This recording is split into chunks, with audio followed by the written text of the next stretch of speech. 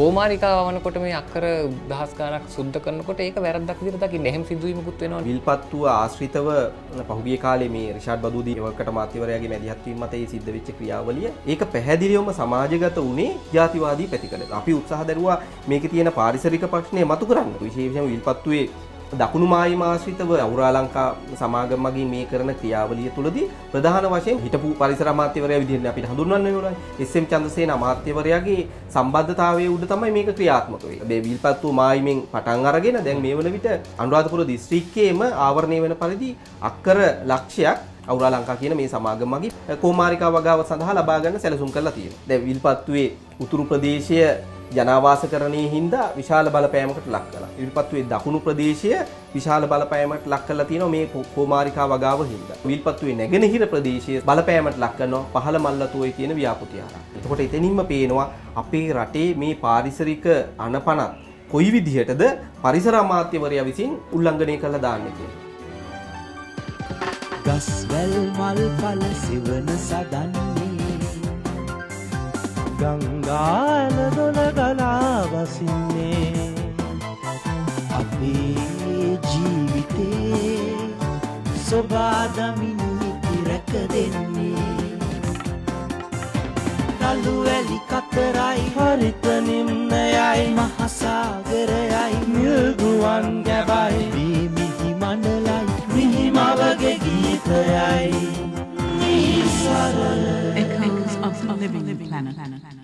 ඔන්න අද දවසේත් අපි සූදානම් වෙනවා මිහිසර කතා බහ තවත් වැඩසටහනක් ඔබ වෙත ගෙන එන්නට. ඉතින් මෙවර අපි කතා බහ කරන්නට බලාපොරොත්තු වෙන්නේ මෑතකදී සිද්ධ වුණු වැලි බලපත්‍ර, වැලි ප්‍රවාහන බලපත්‍ර ඉවත් කිරීම එක පැත්තකින් ඊට පස්සේ අර විල්පත්තු ප්‍රේරණ කලාපය තුල ඒ ආශ්‍රිත ඉඩම්වල කෝමාරිකා වගා කිරීම සහ තවත් බොහෝ පරිසර විනාශයන් සිද්ධ වෙනවා ඇති. එතරම් කරලියට නොපැමිණි. මෙන්න මේ දේවල් පිළිබඳව පොඩ්ඩක් පැහැදිලි කරගන්නට හදන්නේ. ඉතින් අද දවසේත් අපි මේ සඳහා සම්බන්ධ කරගත්ත පරිසරවේදී සජීව චාමිකර අයිබෝන් කිලික් සජීව. දැන් මොනවාද මේ වැලි ප්‍රශ්නයක් යනවා හොගාලා. අපි දකිනවා නිවුස් වල පෙන්නනවා නිකන් යක්කු වගේ ඇවිල්ලා යන්ත්‍ර සූත්‍ර දාගෙන පිස්සුවෙන් වගේ වැලි හරනවා. මොකද්ද මේ වෙලා තියෙන්නේ? ඔව් මම හිතන්නේ මේ වර්තමාන රජය බලයට පත් වුණාට පස්සේ ඊටාම වැරදි විදිහට අපේ රටේ නීතිය සම්පූර්ණයෙන්ම උල්ලංඝනය කරපු බව පෙන්වන්න කරපු පළවෙනි ක්‍රියාවලිය විදිහට තමයි මේක දකින්නේ. මොකද අපේ රටේ ප්‍රජාතන්ත්‍රවාදී අයිතිය කියන එක ප්‍රජාතන්ත්‍රවාදී කියන එක සම්පූර්ණයෙන්ම නැත්තට නැති කරලා දාපු බවට තියෙන එක සාධකයක් විදිහට තමයි මේක පෙන්වන්න පුළුවන් වෙන්නේ. මොකද ඒකට හේතුව මම මේ විදිහට කියන්නේ ඒ තමයි විශේෂයෙන්ම අපි දන්නවා මේ වැලි කැණීම් කටයුතු ප්‍රවාහනය කිරීම කටයුතු එහෙම නැත්නම් ගබඩා කිරීම ක්‍රියාවලිය මේවා ගොඩනගන්න ඇතිවෙච්ච ප්‍රධාන පනතක් තියෙනවා. ඒක පාර්ලිමේන්තුවෙන් සම්මත වෙච්ච පනතක්. ඒ තමයි පතල් හා khනිජ ද්‍රව්‍ය පනත. 1992 අංක 33 දරන පතල් හා khනිජ ද්‍රව්‍ය පනත. මේක අවසාන වශයෙන් සංශෝධනය වුණා 2009 අංක 66 දරන පතල් හා khනිජ ද්‍රව්‍ය පනත විදිහට අවසාන සංශෝධනය ආවා. එතකොට මේ පනත පාර්ලිමේන්තුවෙන් සම්මත වෙච්ච පනතක්. එතකොට මේ පනතේ 28 එක කියන වගන්තිය යටතේ සඳහන් වෙනවා කොයි ආකාරයෙන්ද මේ khනිජ ද්‍රව්‍ය සම්බන්ධයෙන් කටයුතු කරන්න ඕනේ කියලා. එතකොට වැලි කියලා කියන්නේ khනිජයක්. එතකොට මේ khනිජ ද්‍රව්‍ය ප්‍රවාහනය කරන්න, කැණීම් කරන්න, සමීක්ෂණ කරන්න, ගබඩා කරන්න ඒ වගේම ගබඩා කිරීම විතරක් නෙමෙයි ඒවා අපනයනය කරන්න ඒ සියලුම ක්‍රියාවලීන් සඳහා බලපත්‍ර ලබා ගන්න ඕනේ. එතකොට මේ බලපත්‍ර ලබා ගැනීමකින් තොරව ඒවා ක්‍රියාත්මක වෙනවා නම් පනතේ 63 වෙනි වගන්තිය යටතේ සඳහන් වෙනවා කොයි විදිහටද අත්අඩංගුවට ගන්න පුළුවන්. ඒ දේවල් සිද්ධ වෙන්නේ කියලා මේ වගේ තමයි නෛතික රාමුව ගොඩනංවලා තිබ්බේ පතල් හා khනිජ ද්‍රව්‍ය පනතට අනුව. එතකොට ඒ තිබ්බ ක්‍රියාවලිය එක දවසකින් බිඳ වැට්ටුවා වර්තමාන රජයේ බලයටපත් වෙලා 2019 දෙසැම්බර් මාසේ 19 වෙනිදා විශේෂයෙන්ම කැබිනට් අනුමැතියක් අරගත්තා මේ ප්‍රවාහන බලපත්‍ර අහෝසි කරන්න. වැලි මැටි සහ පස් ප්‍රවාහනය කිරීම සඳහා බලපත්‍ර අහෝසි කරන්න. ඒ ක්‍රියාවලියේදී ඒගොල්ලෝ සඳහන් කරලා තිබ්බ දේ තමයි මේ කැබිනට් අනුමැතිය ලබා ගැනීමේ ක්‍රියාවලිය තුලදී මේ බලපත්‍ර ප්‍රවාහන බලපත්‍ර හේතුවෙන් තමයි මේ දේවල් වල මිල ගණන් වැඩි වෙලා තියෙන්නේ කියලා. අපි දන්නවා හොඳටම සාමාන්‍යයෙන් රුපියල් 200කට වැඩි අඩු මුදලක් තමයි මේ සඳහා වැය වෙන්නේ. නමුත් ඒක තමයි ඕන් පෙන්නලා දීලා තියෙන්නේ මේ දේවල් මිල ගණන් වැඩි වෙන්න බලතවාලා තියෙන සාධකයින්. ඒ බව සඳහන් කරමින් මේ ප්‍රවාහන බලපත්‍ර ක්‍රියාවලිය අහෝසි කළා. ඒ අහෝසි කිරීමේ ක්‍රියාවලිය ක්‍රියාත්මක වුණේ කැබිනට් අනුමැතියකින් යටතේ. එතකොට අපිට පේනවා කැබිනට් අනුමැතියකින් කිසිදු ආකාරයකින් නෛතික මේ හැකියාවක් නේ නීතිමය හැකියාවක් නැහැ. පාර්ලිමේන්තුවෙන් සම්මත වෙලා තියෙන පනතක තියෙන බලතල අහෝසි කරන්න. එතකොට පතල්හා කංජ ද්‍රව්‍ය පනතේ තිබ්බ බලතල අහෝසි කරා කැබිනට් අනුමැතියක් යටතේ. එතකොට ඒකින්ද තමයි මම පෙරදී සඳහන් කළේ අපේ රටේ තියෙන මේ ප්‍රජාතන්ත්‍රවාදය කියන එක සම්පූර්ණයෙන්ම උල්ලංඝනය කරා. මොකද ඒකට හේතුව තමයි අපිට තියෙන මේ සිවිල් පුරවැසියට තියෙන අපිට තියෙන බලය පාවිච්චි කරලා තමයි අපි විවස්ථාදායකයේ විධායකයේ සහ අධිකරණයේ ගොඩනගන්නේ. ඒ ගොඩනගන්නේ අපිට තියෙන බලයන් පහෙන් තුනක් පාවිච්චි කරලා අපි තුනක් මේ රජයේ ගොඩනැගීමේදී දෙනවා අපි ළඟ දෙකක් තියාගන්න. එකක් තමයි ඡන්ද බලය සහ මූලික අයිතිවාසිකම් තියෙන බලය. එතකොට අපි මේ දීපු ඡන්ද බලය පාවිච්චි කරලා දීපු මේ බලය උන් වැරදි විදිහට භාවිතා කරලා තියෙනවා. ඉතින් එතෙන්දී අපේ රටේ මේ ප්‍රජාතන්ත්‍රවාදී අයිතිය කියන එක සම්පූර්ණයෙන්ම විඳවටලා තියෙනවා. ඉතින් මේ ක්‍රියාවලිය හරහා බලයටපත් වෙච්ච රජයක කාර්ය මේ විදිහට ක්‍රියාත්මක වෙනවා නම් අපේ රටේ මේ ස්වභාවික සම්පත් ගැන අපිට කතා කරන්න බෑ. මොකද ආණ්ඩුක්‍රම ව්‍යවස්ථාවෙන් පැහැදිලිවම සඳහන් කරලා තියෙනවා මේ රටක ස්වභාවික සම්පත් ආරක්ෂා කරලා වැඩි දියුණු කිරීම සඳහා රජයක් බැඳී ඉන්නවා. එතකොට එහෙම බැඳී ඉන්න රජයක් බලයටපත් වෙලා කෙටි කාලයක් තුළදී අපේ රටේ තියෙන ස්වභාවික සම්පත් ටික කොල්ල කෑම සඳහා අවශ්‍ය කරන ක්‍රියාවලිය විවෘත කරලා දෙනවා. දැන් ඒක විවෘත කරලා දුන්නොත් එහෙම නැත්නම් බලපත්‍ර අහෝසි කිරීම හරහා සිද්ධ වෙන්න පුළුවන් පරිසර හානිය මොකද්ද? අද වන විට ඒක අපි ඇත්තටම භුක්ති විඳිනවා. මොකද හේතුව තමයි මේ බලපත්‍ර ක්‍රියාවලිය යටතේ තමයි කැනීම් බලපත්‍ර ලබා ගැනීමේ ක්‍රියාවලිය ඒ ආකාරයෙන් පැවතුනාට ප්‍රවාහන බලපත්‍ර ක්‍රියාවලිය හරහා තමයි කැනීම් ක්‍රියාවලිය පවා යාමනයට ලක් කළේ. එහෙම නැත්නම් අපි ඒකට කියනවා පසු විපරම් ක්‍රියාවලිය ශක්තිමත්ව ක්‍රියාත්මක වුණේ. මොකද හේතුව තමයි මේ වන විට ඒ තත්ත්වය ඇති කළේත් අපි මැදිහත් වෙලා කරපු නඩුකරයක ප්‍රතිඵලයක් විදියට 2006 සහ 2007 අවුරුදු වල එතෙන්දි විශේෂයෙන්ම තිබ්බ තත්ත්වය තමයි කැනීම් බලපත්‍රයට සාපේක්ෂව ප්‍රවාහන බලපත්‍රය නිකුත් කිරීම. එතෙන්දී වෙච්ච දේ ඒ ක්‍රියාවලිය ඇති වෙන්න ප්‍රධාන වශයෙන්ම බලපෑවේ කැනීම් බලපත්‍රයක් වියුක්තව සිද්ධ වුණොත් ප්‍රවාහන බලපත්‍රයක් වියුක්තව සිද්ධ වුණොත් එහෙම මේ ක්‍රියාවලිය නීති විරෝධී ආකාරයෙන් වෙන්න කරන පසුබිම ගොඩනැගෙනවා. එතකොට මේ ක්‍රියාවලිය එකට ඒකාබද්ධ කරාම වෙන දේ තමයි කැනීම් බලපත්‍රයක් දුන්නොත් එහෙම යම්කිසි ස්ථානයක කියුබ් 500ක් කැනීම් කරන්න ඒ කියුබ් 500 ප්‍රවාහනය කිරීමට සඳහා තමයි කැනීම් බලපත්‍රයේ ප්‍රවාහන බලපත්‍රය නිකුත් වෙන්නේ. එතකොට මේ ක්‍රියාවලිය අපිට ඕනම ස්ථානයකදී පසු විපරම් කරන්න පුළුවන්. මාර්ගයේ මේවා ධාවනය කරනකොට මේවා ප්‍රවාහනය කරනකොට පොලිසියට පුළුවන් මේවා මේ පරීක්ෂා කරලා බලලා නිවැරදි පරිදිද මේ ක්‍රියාවලිය සිද්ධ වෙන්නේ කියන එක බලන්න. භූවිද්‍යා සමීක්ෂණ පතල් කාර්යාංශ නිලධාරීන්ට පුළුවන්. දැන් එතකොට මේක නීති විරෝධී ආකාරයෙන් කැනීම් කරපු එක ප්‍රවාහනය කරනකොට අත්අඩංගුවට ගන්න පුළුවන් ඉතාම පහසුවෙන්. දැන් මේ වන විට මේ කැනීම් බලපත්‍රය තිබෙද්දි ප්‍රවාහන බලපත්‍රය අහෝසි කරපු හැටියෙම වෙන දේ තමයි ඕනෑම ස්ථානයකින් නීති විරෝධී ආකාරයෙන් කැනීම් කරලා ඕනෑම විදිහකට ප්‍රවාහනය කරන්න පුළුවන්. මොකද ප්‍රවාහනයේදී සිද්ධ වෙච්ච පසුවිපරම් යාන්ත්‍රණය සම්පූර්ණයෙන්ම බිඳවැට්ටුවා. මේක හිතාමතාම කරපු දෙයක්. ඉතින් ඒක බිඳවට්ටනවත් එක්කම අද වන විට වෙච්ච දේ තමයි වෙරළේ ඉඳලා වෙරළ ප්‍රදේශවල ඉඳලා රට අභ්‍යන්තරයේ තියෙන සියලුම ගංගා පරිසර පද්ධති ඒ වගේම ගොඩවැලි කියන මේ හැම තැනම කැනීම් කරමින් නීති විරෝධී ආකාරයෙන් කැනීම් කරමින් මහා පරිමාණයෙම වැලි ජාවාරමක් ඇති වෙලා තියෙනවා. අද වන විට අපි දන්නවා මහවැලි ගඟේ දෙවැන්ත වැලි ජාවාරමක් ක්‍රියාත්මක වෙනවා. මොකද සාමාන්‍ය තත්ත්වයට යටතේදී නම් වැලි කැනීම් සඳහා බලපත්‍ර ලබා දීමේදී පළවෙනිම එක තමයි භූවිද්‍යා සමීක්ෂණ පතල් කාර්යාංශයෙන් සමීක්ෂණයකට ලක් කරලා ඒ ස්ථානයේ කැනීම් කරලා ලබා ගන්න පුළුවන් වැලි ප්‍රමාණය අධ්‍යයනයට ලක් කරන්න ඕනේ. එතකොට මේ අධ්‍යයනය පාදක කරගෙන කැනීම් බලපත්‍ර නිකුත් කරන්න ඕනේ. ඒ කැනීම් බලපත්‍ර සාපේක්ෂ කරගෙන ප්‍රවාහන බලපත්‍ර නිකුත් කරන්න ඕනේ. අද වන විට අර කිසිදු සමීක්ෂණ ක්‍රියාවලියක් නොමැතිව බලපත්‍ර නිකුත් කිරීමේ යාන්ත්‍රණය ක්‍රියාත්මක කළා. අද වන විට මේක මාෆියාවක් තත්වයට පරිවර්තනය වෙලා තියෙනවා. දැන් මේකෙන් මොකද්ද වෙන දීර්ඝකාලීන සිද්ධ වෙන්න පුළුවන් හානිය මොනවද? බලපෑම් මොනවද? බලපෑම්. ඔව් මේක ඇත්තටම බලපෑම කෙටි කාලීනව සහ දීර්ඝ කාලීනව කියලා අපිට කොටස් දෙකකට බෙදා ගන්න පුළුවන්. එකක් තමයි මේ මහ පරිමාණයෙන්ම වැලි කැනීම් කටයුතු වල ප්‍රතිඵලයක් විදිහට පළවෙනියෙන්ම සිද්ධ වෙන එක තමයි ගංගා ඇලදොලවල් වල ජල මට්ටම පල්ලෙහා යන එක. මොකද ගැඹුරු එන්න වැඩි වෙනවා කියලා කියන්නේ භූගත ජල මට්ටම එන්න පල්ලෙහා යනවා. ඒකෙන් එක පැත්තකින් ඍජුවම සිද්ධ වෙච්ච පහුගිය කාලේ අත් වෙච්ච ඉරණම තමයි සාගර ජලය රට අභ්‍යන්තරයට ගමන් කිරීමේ ක්‍රියාවලිය ශීඝ්‍ර වුණා. අපි දන්නවා කැලණි ගඟ, ඊට අමතරව කළු ගඟ, දෙදුරු ඔය, මා ඔය, ඊට අමතරව නිල්වලා ගඟ, ගින් ගඟ, මහවැලි ගඟ මේ ගංගාවන් වල අද වන විට රට අභ්‍යන්තරයට ලුණු ජලය එහෙම නැත්නම් මුහුදු ජලය පැමිණීම දරුණු විදිහට වර්ධනය වෙලා තියෙනවා. මේ හින්දා ජල අර්බුද පවා ඇති වෙලා තියෙනවා. පානීය ජල අර්බුද පවා. අපි දන්නවා අඹතලේ ජල පවිත්‍රාගාරයත් පහු කරගෙන අද වන විට හංවැල්ල ප්‍රදේශයත් පහු කරගෙන අවිසාවේල්ල දක්වාම මුහුදු ජලය ගමන් කරනවා. දැන් ඒකේ ප්‍රතිඵලයක් විදිහට පහුගිය නියංකම් සමය තුලදී අඹතලේ ජල පවිත්‍රාගාරයේ ජලය ලබා ගන්න ස්ථානයේ ඉදිරියෙන් මේ වැලිකොට්ට දාලා ඉදිකිරීමක් සිද්ධ කරන්න වුණා මේ ලුණු වතුර එන එක පාලනය කරන්න. ඊට පස්සේ අපි කළුගඟේ ගත්තාම කළුගඟේ කඳන ජල පවිත්‍රාගාරයත් පහු කරගෙන මේ ලුණු වතුර ගමන් කරනවා. ඒතකොට පහුගිය දවස්වල කඳන ජල පවිත්‍රාගාරයෙන් ලබා දෙන ජලය සීමා කරන්න උනා. දැන් එතකොට මේ වගේ තත්වයක් පළවෙනියෙන්ම අත්පත් වෙලා තියෙනවා ඊටාම කෙටි කාලීනව. අනිත් පැත්තෙන් ඊළඟ එක තමයි දීර්ඝ කාලීනව ඇතිවන බලපෑම් තව පැත්තකින් තියෙනවා. තව කෙටි කාලීනව ගත්තොත් එහෙම මේ බොහෝ ගංගා ඇල දොළවල් වල මේ ආකාරයෙන් සිද්ධ වෙද්දී මේවැ සුළු පරිමාණ කෘෂිකර්මාණි නිරත වෙන ජනතාව අමුණු ඉදි කළා මේ ගංගාවල දිය පහරවල වල අමුණු ඉදි කළා තමයි වතුර ලබා ගත්තේ. නමුත් මේ ගංගා පතුල එන්න ගැඹුරු වෙන්න අර අමුණු වලින් ජලය ලබා ගන්න බෑ. ඒ හින්දා වැව් පද්ධතිය සක්‍රිය කරගන්න බැරි වෙනවා. ඊට අමතරව භූගත ජලය එන්න පල්ලෙහා යන හින්දා සහ ජලය ලබා ගැනීමේ නොහැකියාව හින්දා මේ සුළු පරිමාණ කෘෂිකර්මාණි නිරත වෙච්ච ජනතාවට කෘෂිකර්මාන්තය කරගන්න බැරි තත්ත්වයක් අද වන විටපත් වෙලා තියෙනවා. අපි දැදුරුවේ පහුගිය කාලේ මේ පිළිබඳව අධ්‍යයනයක් කළා. දැදුරුවේ වතුර අරගෙන තමයි වැඩිපුර ප්‍රමාණයක් ඊයවට ජනතාව කෘෂිකර්මාන්තේ නිරත වෙන්නේ. විශේෂයෙන්ම මේවට පාවිච්චි කරනවා ඒගොල්ලෝ නල පාවිච්චි කරලා තමයි වතුර අරගන්නේ. අද වන විට මේ මෝටර් පාවිච්චි කරලා වතුර ලබා ගන්න බැරි තත්වයකට පරිවර්තනය වෙලා තියෙනවා. ඒ ප්‍රදේශවල කෘෂිකර්මාන්තය කරගන්න බෑ ජනතාව.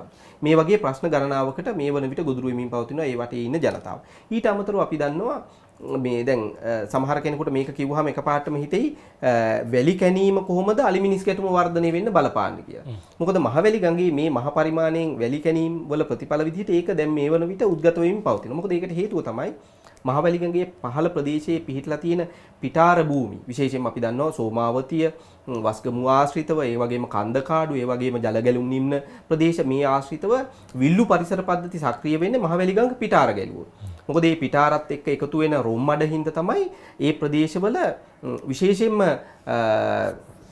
විල්ලු පරිසර පද්ධති සක්‍රිය වෙන්නේ. විල්ලු පරිසර පද්ධතිය වල තමයි බෙරුතන කියන ශාකය හැදෙන්නේ. එතකොට ඒක තමයි ඒ කලාපවල ජීවත් වෙන අලියතුන්ගේ ප්‍රධාන පෝෂණ ප්‍රභවය වෙන්නේ. එතකොට මේ වැලි කැණීම් කරලා එන්න මහවැලි ගඟේ ප්‍රමාණය සහ ගැඹුර එන්න වැඩි වෙන්න ඊසාන දිග මෝසම සක්‍රිය වෙන කාලෙට මහවැලි ගඟ පිටාර ගලන්නේ නැහැ. මොකද හේතුව ඒකේ දැන් එන්න ප්‍රමාණයෙන් වැඩි ගැඹුර වැඩි වෙලා තියෙනවා. එතකොට පිටාර ගලන්නේ නැති වෙනකොට වටේ තියෙන විල්ලු පරිසර පද්ධති සක්‍රිය වෙන්නේ සක්‍රිය වෙන්නේ නැති හින්දා ඒවැ බෙරුතන ශාක වර්ධනය වෙන්නේ නැති වෙනකොට අලියතුන්ට වෙනවා තමන්ගේ පෝෂණ ප්‍රභවයන් නැති වෙනකොට ගම්මාන වලට වදින්නේ. එහෙම නැත්නම් වගා බිම් වලට පිවිසෙන්නේ. ඔන්න අලිමිනිස් ගැටුම නිර්මාණය වෙනවා. ඉතින් මෙන්න මේ වගේ ප්‍රශ්න අති බහුතරයක් අද වන විට නිර්මාණය වෙලා තියෙනවා මේ වැලි ජාවාරමක් තත්ත්වයට පත් කිරීම සඳහා ප්‍රවාහන බලපත්‍ර අහෝසි කරන ක්‍රියාවලිය. කියන්නේ ක්‍රමිකව යම් කිසි සැලසුමක් අනුව මේ වැලි ලබා ගැනීම ගත්තට ප්‍රශ්නයක් නැහැ. ඔව් පැහැදිලිව. සැලසුම් සහගත නැතුව මේක මොකක්ද ඒකට කියන්නේ ගංගා සූරා කෑම නිසා තමයි මේ දේ සිද්ධ වෙන එක්ස්ප්ලොයිට් කරලා තියෙනවා. ඒක කාරණාවක් විදිහට තාමත් ක්‍රියාත්මකයි. ඒක තාමත් ක්‍රියාත්මකයි නේ. වැලි බලපත්‍ර අහෝසි කිරිල්ල ඒ විදිහටම යනවා. එතකොට ඒකට අපි පරිසරවේදීන් විදිහට විතරක් නෙමෙයි මහ ජනතාව විදිහටත් ඒට එරෙහිව නැගී සිටිය යුතුයි. මොකද මේක අපේ පරිසරය. ඒක කාරණාවක්. ඒකම සිද්ධ වෙච්ච තව කාරණාවක් තමයි දැන් අපි දන්නවා රිචාඩ් ඇමතිවරයා විල්පත්තුව ආශ්‍රිතයේ තියෙන වනාන්තරවල ගෙවල් හදනකොට මහ විශාල කෝසාවක් ඇවිල්ලා ඔහුට විරුද්ධව ඔහු දඬු කඩේ ගහන්න ගොඩක් උත්සාහ කළා. ඔව්. ඒතර ඒ වැරද්දක් විදිහට දැකපු මිනිස්සු කෝමාරිකාව වනකොට මේ අක්කර දහස් ගණක් සුද්ධ කරනකොට ඒක වැරද්දක් විදිහට දකින්න. එහෙම සිදුවීමකුත් වෙනවනේ. ඒක ඒ ප්‍රේරණ කලාපයේ සිද්ධ වෙන්නේ මොකද්ද මේකේ තත්ත්වය? ඔව් මම හිතන්නේ මේ නාරද ඔය අර ඒ ගත්ත පිවිසුම මම තව පොඩ්ඩක් ඒ පිවිසුමට තව ටිකක් එකතු කරන්න. මොකද හේතුව තමයි විල්පත්තුව ආශ්‍රිතව පහුගිය කාලේ මේ රිෂාඩ් බදුදීන අමාත්‍යවරයාගේ මැදිහත් ඒවකට අමාත්‍යවරයාගේ මැදිහත් වීම මත ඒ සිද්ධ වෙච්ච ක්‍රියාවලිය සමාජගත වුණේ මේ පරිසර අර්බුදයක් විදියට නෙමෙයි. පාරිසරික ප්‍රශ්නයක් විදියට නෙමෙයි. ඒක පැහැදිලිවම සමාජගත වුණේ ජාතිවාදී පැතිකඩකින්. මොකද මේ ජාතිවාදී පැතිකඩ හින්දා තමයි සමාජගත වුනේ. එහෙම නැතුව ඒක පරිසර ප්‍රශ්නයක් විදිහට සමාජගත කරන්න බැරි වුණා. අපි උත්සාහ දරුවා මේකේ තියෙන පාරිසරික ප්‍රශ්නේ මතු කරන්න. නමුත් සමාජයේ මේක අරගත්තේ මේකේ තියෙන ජාතිවාදී පැතිකඩකින්. ඉතින් ඒ හින්දාම තමයි අර ඔබ සඳහන් කරා වගේ විල්පත්තුව තව ප්‍රදේශයක විශේෂයෙන්ම විල්පත්තුවේ දකුණු මායිම ආශ්‍රිතව කෝමාරිකා වගා කිරීම සඳහා මහා පරිමාණයෙන්ම ඉඩම් භාවිතා කරනකොට ඒ වගේම දකුණු මායිම වෙච්ච විල්පත්තුවේ කලාවෙන් වතුර අරගෙන මේ ක්‍රියාවලිය ක්‍රියාත්මක කරනකොට මේ එන හඬ හරිම අඩු වෙලා තියෙනවා. ඒක ඒ හඬ නගන්න වෙලා තියෙන පරිසරවේදීන් වෙච්ච අපිට විතරයි. මොකද සමාජයේ ඒක බාරගන්නේ නැහැ. මොකද හේතුව තමයි ඒකේ නැහැ ජාතිවාදී පැත්ත. ඉතින් මේක තමයි තියෙන ගැටලුව වෙලා තියෙන්නේ. මේක ලොකු අර්බුදයක් එක පැත්තකින් අපිට තියෙන. අනිත් පැත්තෙන් ඊළඟ එක තමයි අදවන විට මේ අපි දන්නවා මේ කෝමාරිකා වගාවට මේ ඉඩම් ප්‍රමාණය මේ විල්පත්තු මායිමේ අරගන්නව විතරක් නෙමෙයි. තවත් අක්කර ලක්ෂයක් මේ කෝමාරිකා වගාවට ලබා ගන්න මේ වන විට ඉඩම් අත්පත් කර ගැනීම සහ ඒකට අවශ්‍ය කරන ක්‍රියාවලිය ක්‍රියාත්මක වෙනවා අනුරාධපුර දිස්ත්‍රික්කයේ තුල. මේක ඉතාම සූක්ෂමව ක්‍රියාත්මක කරනවා මේ සමාගම මගින්. අවුරා ලංකා කියන මේ සමාගම මගින් මේ වන විට පියවරෙන් පියවර මේ විල්පත්තු මායිමෙන් පටන් අරගෙන දැන් මේ වන විට මුළු අනුරාධපුර දිස්ත්‍රික්කයේම ආවරණය වෙන පරිදි අක්කර ලක්ෂයක් කෝමාරිකා වගාව සඳහා ලබා ගන්න සැලසුම් කරලා තියෙනවා. දැන් එතකොට කෙනෙකුට හිතෙන්න පුළුවන් අපි කෝමාරිකා වගාවට මේ අරගන්න එකටත් අපි විරුද්ධද කියලා. දැන් සමහරලාට මේක කෙනෙකුට හිතෙන්න පුළුවන් මේක ඖෂධීය ශාකයක්. ඇයි මේ අපේ රටේ මේ වගේ දේවල් කරනවට අපි එකඟ නැත්තේ කියලා වෙලා. සහ ලොකු ආයෝජනයක්. එතකොට දැන් මෙන්න මේවා තමයි අපි නිවැරදිව අවබෝධ කරගන්න ඕන දේවල්. මොකද හේතුව තමයි ඕනෑම දෙයක් ඒක භෝගයක් විදිහට වාණිජ වගාවක් විදිහට කරනකොට තමයි ගැටලු මතුවෙන්නේ. මේක බහුභෝග වගාවකට යනකොට අපි හැම වෙලාවෙම සඳහන් කරන දේ තමයි බහුභෝග යාන්ත්‍රණයක් තමයි අපේ රටවල් තුල ක්‍රියාත්මක වෙන්නේ. මොකද ඒක භෝගයක් වෙන්න ඒකෙන් වෙන පාරිසරික බලපෑම් ගොඩක් වැඩි.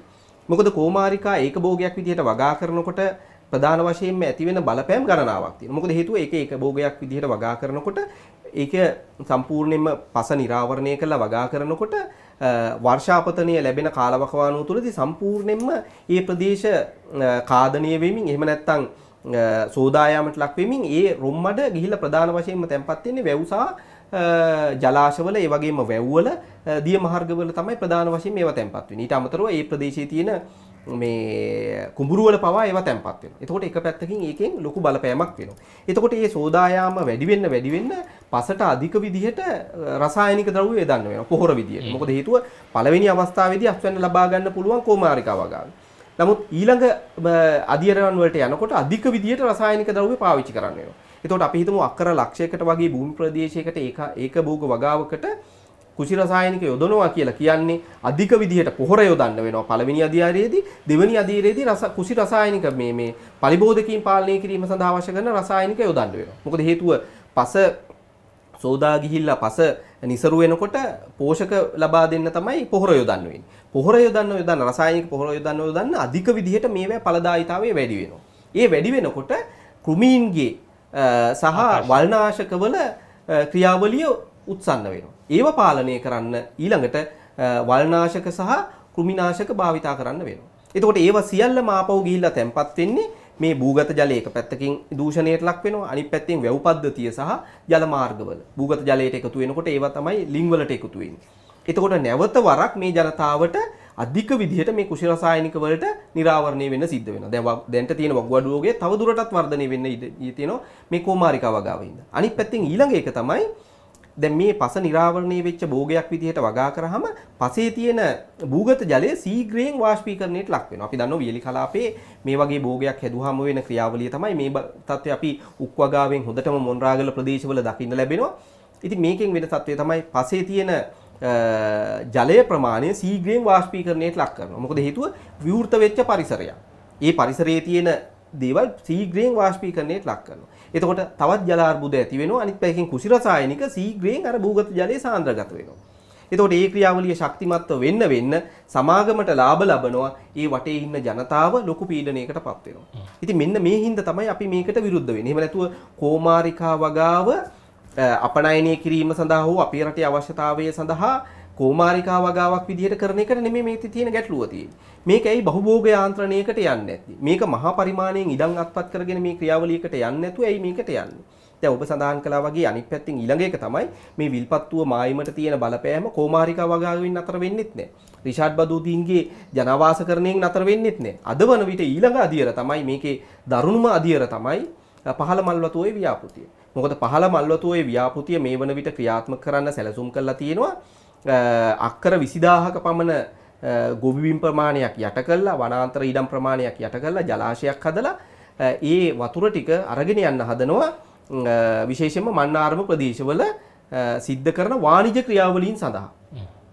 ඒ සැලසුම සකස් කරලා තියෙන්නේ. එතකොට අක්කර 20000ක භූමි ප්‍රමාණයක් සම්පූර්ණයෙන්ම මේ ක්‍රියාවලියට ඍජුව යට කරන්න නියමිත වෙලා තියෙනවා. ඊට අමතරව ප්‍රධාන වශයෙන්ම අලිමංකඩවල් කීපයක් අහුරමින් තමයි මේ ක්‍රියාවලිය ක්‍රියාත්මක වෙන්නේ. එතකොට අපිට පේනවා මේ විල්පත්තුවට තියෙන බලපෑම එක සීමාවකින් නතර වෙන්නේ නැහැ. දැන් විල්පත්තුවේ උතුරු ප්‍රදේශය ජනාවාසකරණයේ හින්දා විශාල බලපෑමකට ලක් කළා. ඊට අමතරව විල්පත්තුවේ දකුණු ප්‍රදේශය විශාල බලපෑමකට ලක් කරලා තියෙනවා මේ කෝමාරිකා වගාව හින්දා.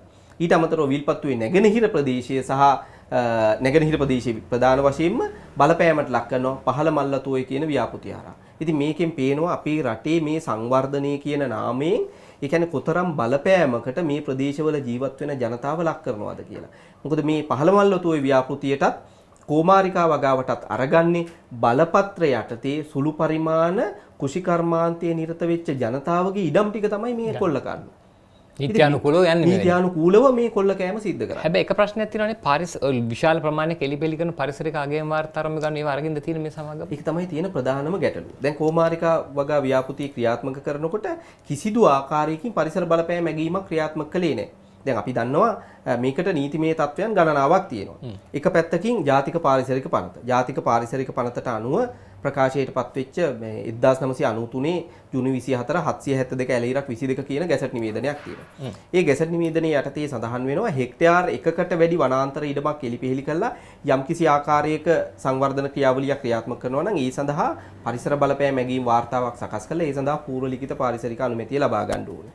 ඊට අමතරව හෙක්ටයාර් 50කට වැඩි භූමි ප්‍රදේශයක් එලිපෙහෙලි කරලා මේ වගේ සංවර්ධන ක්‍රියාවලියකට යනවා නම් ඒ සඳහා පරිසර බලපෑම් මැගීම් ක්‍රියාවලියක් ක්‍රියාත්මක කරලා පූර්ව ලිඛිත පාරිසරික අනුමැතිය ලබා ගන්නවා. එතකොට ඒවා එකක්වත් ක්‍රියාත්මක වුණේ නැහැ. ඊට අමතරව අපි දන්නවා පුරාවස්තු ආඥාපනත. පුරාවස්තු ආඥාපනතට අනුව ප්‍රකාශයටපත් වෙච්ච ගැසට් නිවේදනයක් තියෙනවා 2006 අවුරුද්දේ ඔක්තෝබර් 19 වෙනිදා 1152 ඇලයිරක් 14 කියලා ගැසට් නිවේදනයක් තියෙනවා. මේ ගැසට් නිවේදනයේ සඳහන් වෙනවා ලංකාව පුරා ඕනේ භූමි ප්‍රදේශය තුල ඕනෑම ආකාරයක සංවර්ධන ක්‍රියාවලියක් මහ පරිමාණයෙන් ක්‍රියාත්මක වෙනවා නම් ඒ සඳහා පුරාවස්තු ආඥාපනතට අනුව පුරාවිද්‍යාත්මක හානිය ගැනීමක් කළා ඒ සඳහා අනුමැතිය ලබා ගන්න ඕනේ.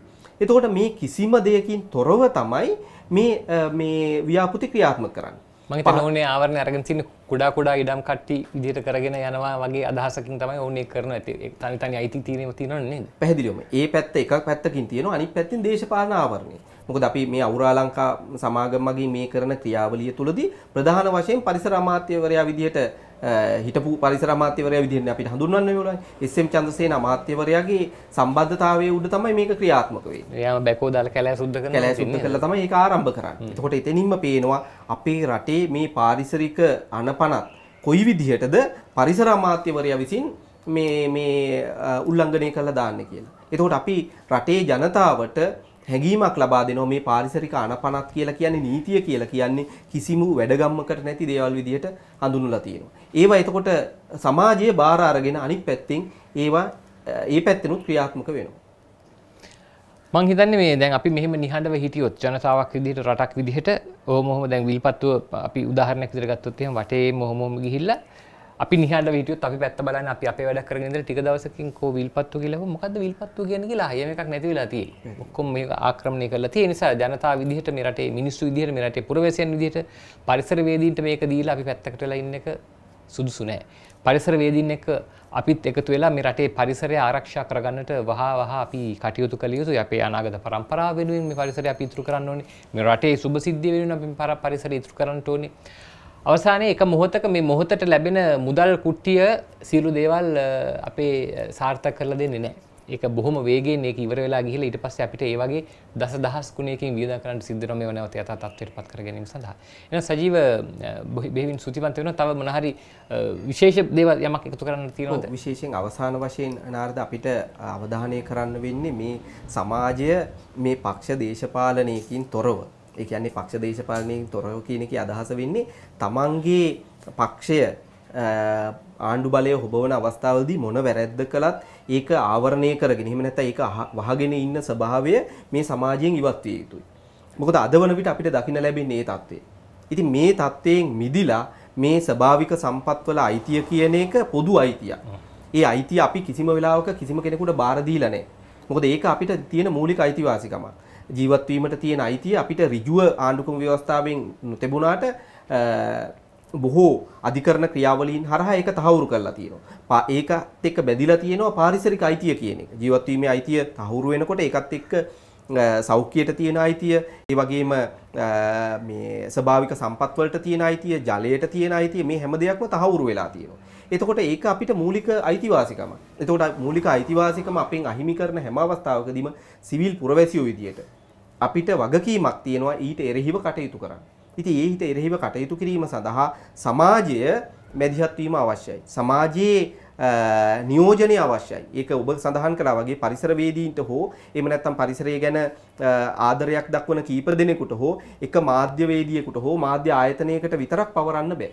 මේක සමස්ත සමාජයේම වගකීමක් වෙනවා. ඒ වගකීම අපි ඉටු කරමු. ඒක තමයි ප්‍රධාන වශයෙන්ම අපි ජනතාවක් විදිහට එහෙම නැත්නම් සිවිල් සමාජයට අපිට ආරාධනා කරන්න වෙන්නේ. ඒ යුතුයකම ඉෂ්ට කිරීම සඳහා අපි පිවිසීම වැදගත් වෙනවා.